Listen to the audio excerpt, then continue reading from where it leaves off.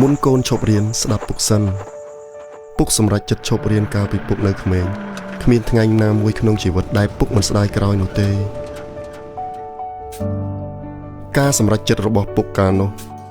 មានអារម្មណ៍ថាត្រឹមត្រូវព្រោះពុករកលុយបានឆាប់ដោយមិនចាំបាច់ទៅរៀន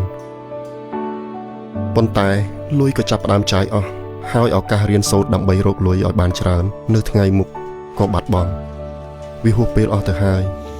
ជីវិតប្រៀបដូចជាថ្ងៃមួយដែលយូរវេទនាលំបាកគ្មានកោះត្រើយទាល់តែសោះកាលនោះបើសិនជាពុកនៅរៀនតប្រហែលជាជីវិតពួកយើង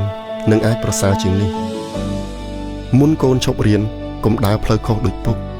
រៀនឲ្យចប់សិនណាកូនទើបកូនអាចមានជីវិតដែលប្រសើរជាងពុកបានជំរើសកូនអនាគតកូន